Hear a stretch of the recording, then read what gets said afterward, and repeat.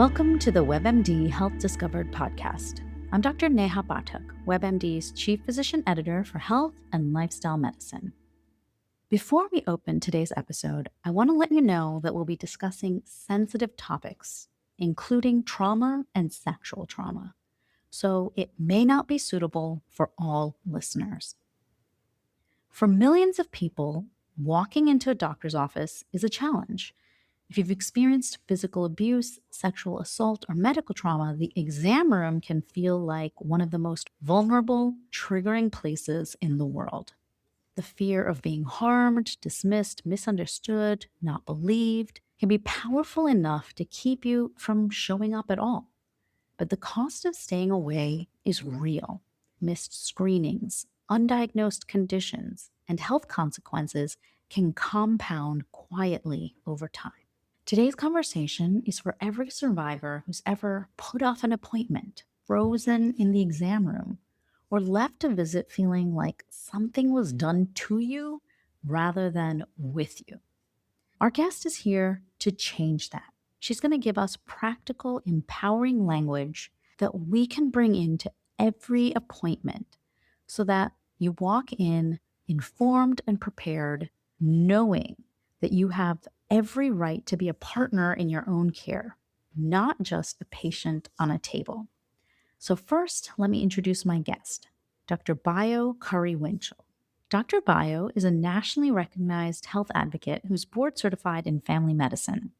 She's the founder of Clinicians Who Care and serves as a medical director at St. Mary's Health Network and the Washoe County Sexual Assault Response Team in Reno, Nevada.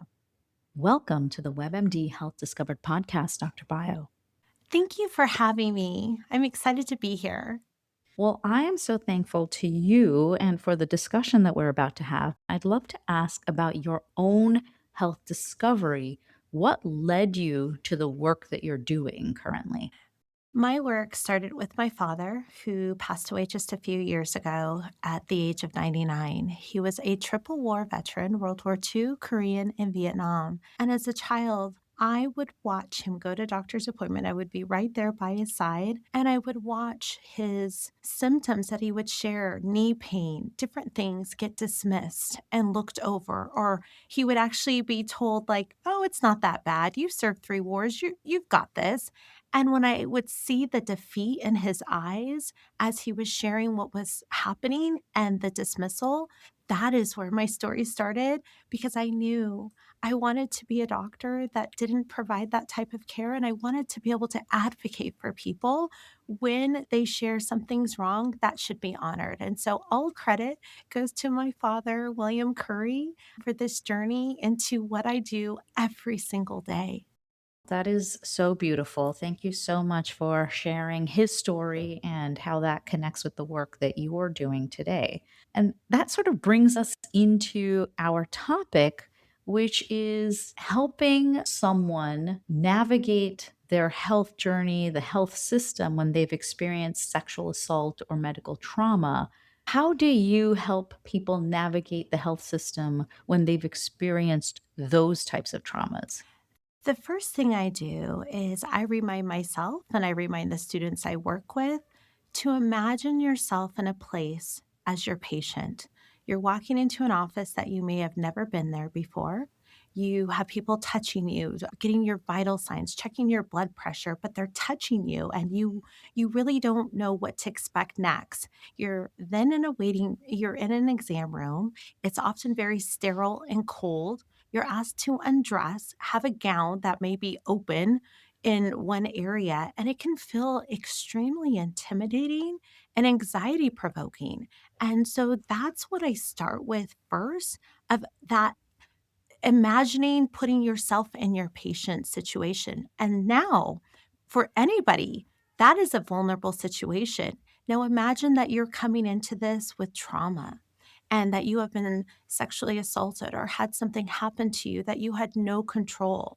So, all of those things trigger the nervous system just in general. And when you are coming into that exam room with additional worries and anxiety because of your past experiences, your nervous system is going to kick in. And that's going to mean your heart is racing.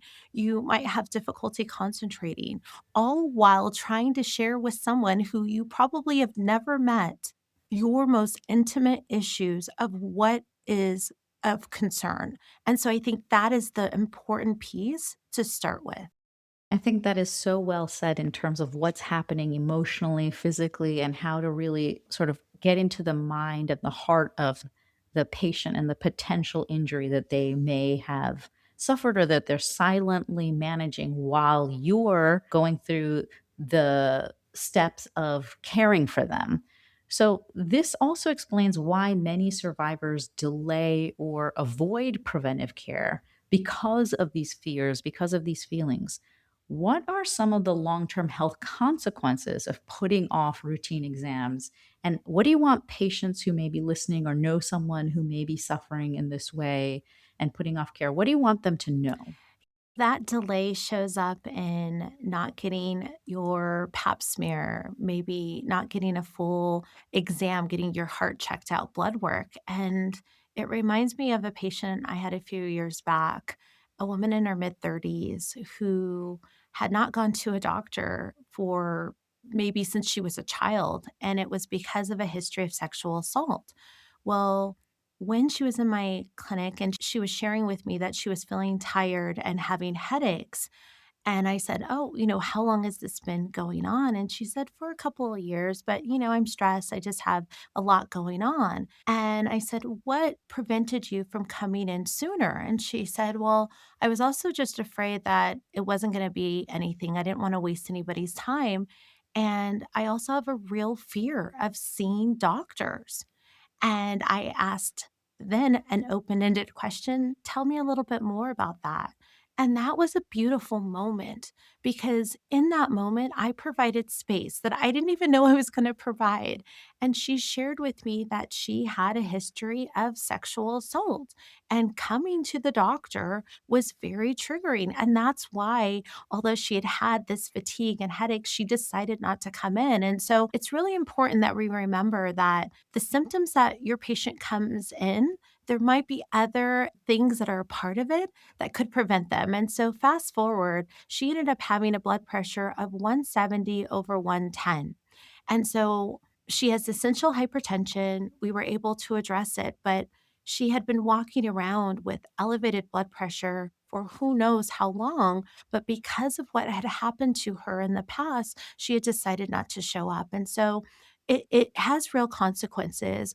We all know that elevated blood pressure can stress the kidneys, it stresses the heart, it can increase your risk for a heart attack or a stroke. And so that is how it shows up in people delaying their care and can ultimately impact their longevity. It can lead into someone not living as long as they were hoping to or not being able to do the activities that they love. For someone who's listening today, can you help us, number one, help someone understand what they can do to take an active role in scheduling that next appointment? And what are some of the words they can come into the clinic with to have that conversation without waiting for the provider to pick up on cues? The first thing I recommend is writing down all of your fears, whether you want to write it in your phone, write it in a journal, say it out loud, record yourself, because then those fears, that anxiety lives somewhere. And when it lives somewhere, you're then able to address, okay, I am extremely anxious that this doctor may dismiss me, or this doctor may not take my symptoms seriously, or I'm just nervous to be in front of this doctor. And when you do that, you're able to decide how would you like to respond to what may happen in that doctor's visits. So doing that what if, which a lot of people have just in general, but when you have anxiety, you have history of sexual assault, there's even more. And so writing it down and then deciding how you would like to respond. The other thing I would recommend when it comes to your appointment, I would do three things. First, write down the most pressing things to you. You can jot it down on your phone. The second thing is, what would I like my doctor to address from these three things? And the third thing, what is my goal when I leave that doctor's office? And that gives you a real sense of control of what you would like. And just by doing that, I like to talk about where when you see your doctor and you are coming in with a history of sexual assault or medical trauma, it can feel so overwhelming that when you're in that exam room, things are being done to you. Well, I like to help empower my patients that by having what you want out of that appointment, what you're expecting, it helps you become a part of that appointment. So instead of things happening to you, you are a part of the care because you have decided this is what I want out of it. And do you recommend people coming into the office prepared to share that they've had a sexual trauma or an incident within the healthcare system that makes them more anxious? How do you think about navigating that piece? Well, first, I want to be very mindful and protective of that person who has the sexual assault. Although we have wonderful clinicians out there that want to help everyone, not everyone is trauma informed as far as educated on how to do it. And so it's important to be protective, of course, with your history and your story, because if you provide that to the clinician, you don't want to have another level of trauma. So, what I would recommend to this person is first, if you're able to explore and see if this doctor or clinician that you're seeing has a history or education of trauma of providing trauma informed care. And that can be hard. There's not a lot of clinicians out there. The second thing that you can do is before you go into the appointment, decide would you do you want to share your story? A lot of people don't. So this is what I would recommend. You can say this phrase when you're in front of your doctor. I'm curious, do you have any history of providing medical trauma informed care? That way, you're not necessarily having to share your story, but it gives you some information about this clinician's background. And then you can decide if you feel comfortable. The other thing you can say, if you feel comfortable, is I have a history of medical trauma. And it's really important to me that I'm a part of every step of my care. From the time you touch me, whether it's listening to my heart, listening to my lungs, or what we're going to order next. I think those types of questions or phrases that you can say to that clinician helps empower you, but also lets your clinician know where you're coming from and can also be protective where if you're not sure if you want to, share your entire story. I love that. Those are really, really practical tips. I'd love for you to help us be really concrete, specifically around the exam phase of the appointment. So, a lot of patients don't realize that they have choices, that they can be a part of the decision of how the exam is conducted, how a healthcare professional approaches them, when they might need a break to ask for that and to advocate for that. What do you want patients to know before they go into that exam so they know exactly how to have that conversation so that they can be a part of the exam as well? I love this question. So, for me personally, when I see every patient, I try to be as intentional as possible. I sit down, I try to be eye level because just that in itself can make someone feel comfortable where you're not standing over them. The other thing I do is I ask, is there anything that I could do to make your exam more comfortable? And that's a wonderful thing because that opens up the opportunity for the patient to say, yeah, I would love for you to let me know what's going to happen before you touch me, before you perform any exams. And I personally, I'll just walk you through what I do. I go in, I sit down, have eye level, I ask very open-ended questions, curious about, your care, curious about what your thoughts are. And before I touch my patient, I always say, is it okay if I start listening to your lungs? Is it okay if I listen to your heart? And a lot of us as clinicians, we were trained to you go in the room, you introduce yourself, and then you just start listening to their heart, listening to their lungs. But there needs to be a conversation. This is a relationship. I am touching you. I am performing an exam. And in order to do that, I need to consent to your approval. And that starts with sharing and asking those questions first. So that's what I do before I even lift up my patient's shirts. And I even do this with little ones, with my pediatric patients. I say, is it okay if I listen to your heart? Is it okay if I lift up your shirt? All of those things are really important. And so I think those are really things that not only a clinician, but also a patient can say, I would love for you to walk me through how this exam is going to happen. Meaning, what are you going to do before it happens? The other thing that I love for patients to share, I would like to let you know that I would feel more comfortable if I need to say I'd like to take a break.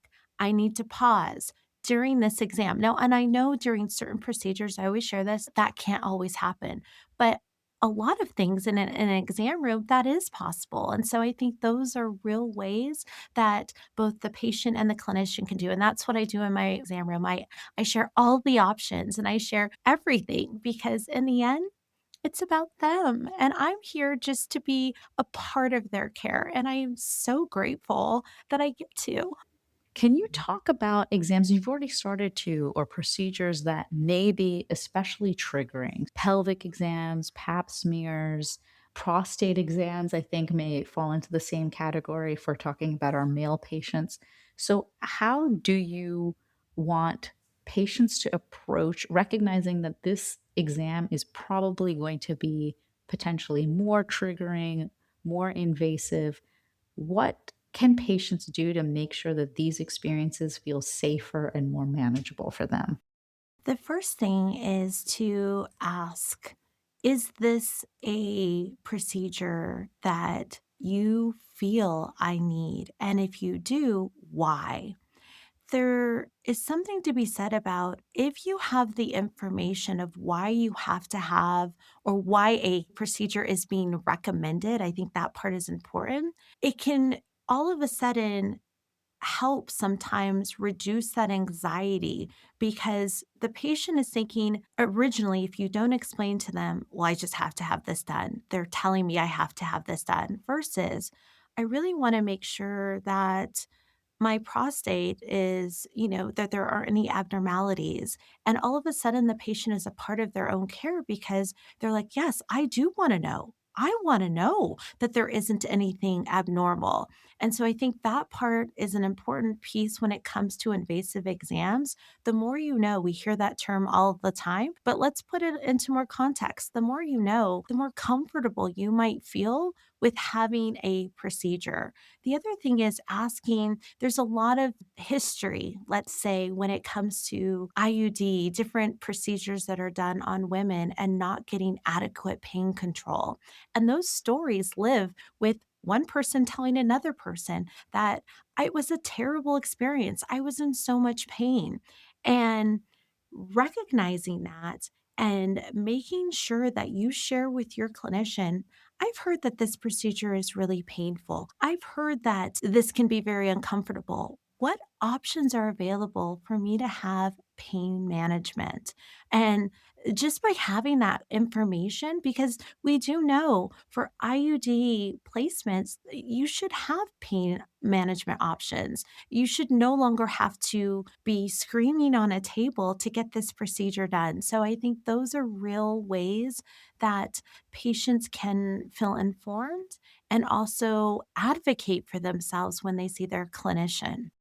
This conversation has been really important, I think, to set the stage for what someone should expect in the exam under ideal circumstances. If they're not seeing those ideal circumstances, you've provided scripts or suggested ways that a patient could bring this up in the exam room so that they can feel more safe.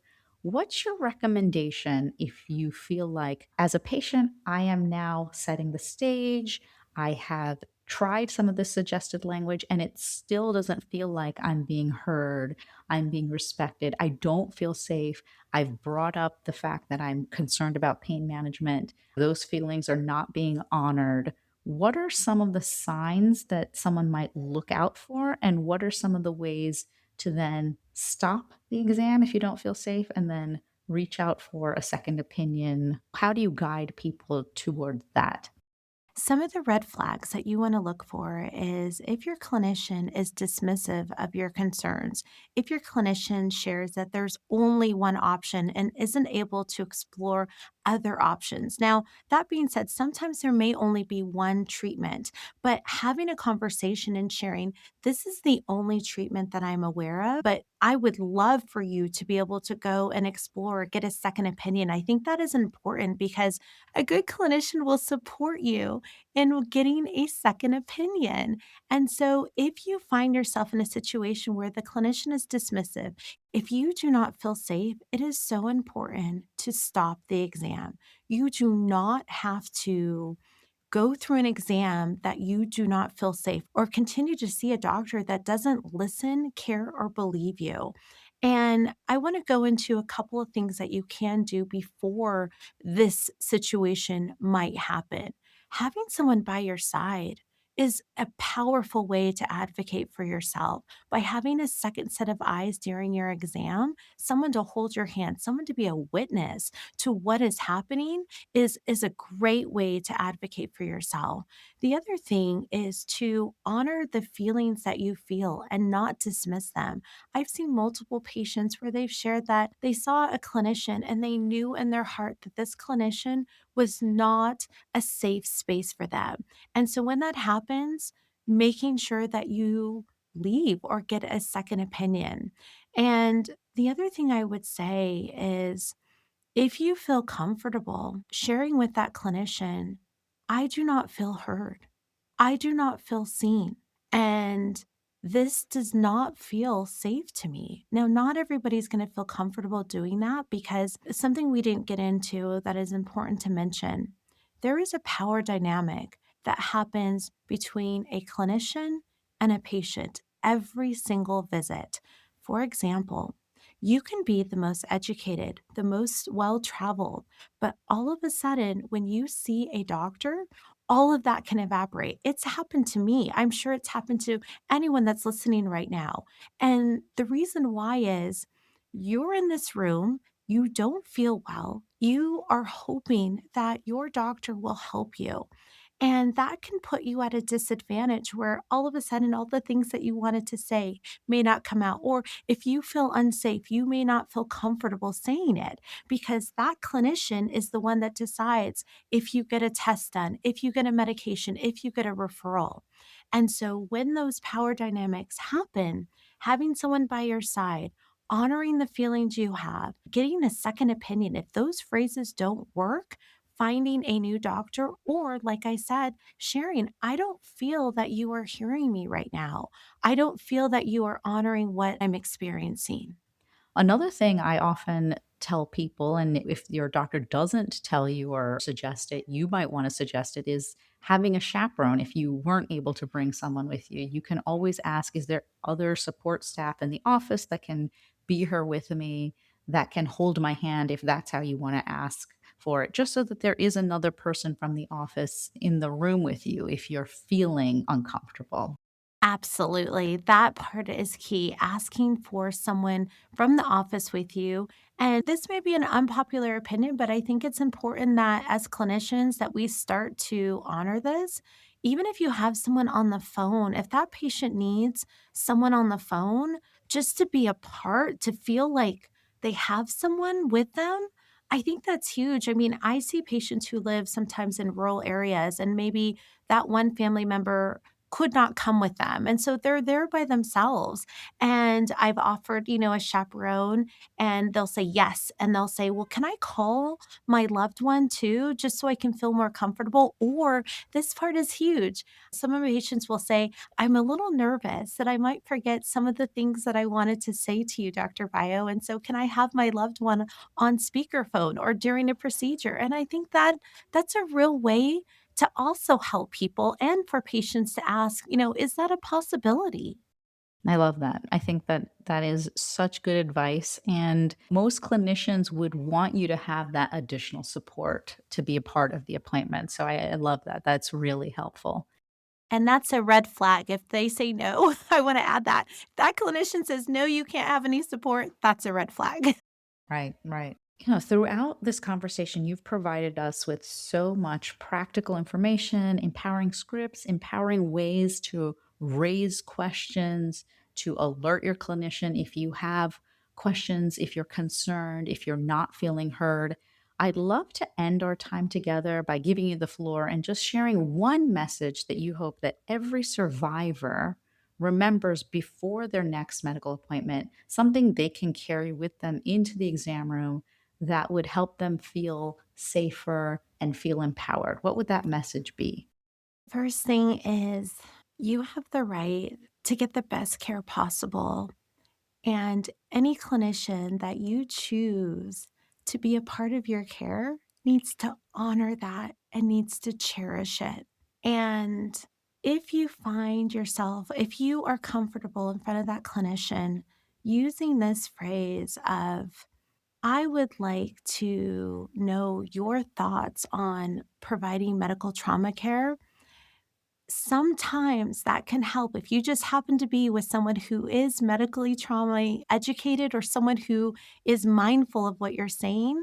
That can sometimes help change the entire exam because those words may help your clinician adjust how they're going to speak to you, how they're going to perform that exam, or even take a second to change that conversation. So, the first thing is to find someone who will honor and cherish your care, and the second thing, to know that you have the right to have the care that you are a part of, not care that is being done to you. And I honor that. And as someone who is a sexual assault survivor, I see you, I feel you, and I know how hard it is to show up and have someone and not know what's going to happen. And that's the biggest thing.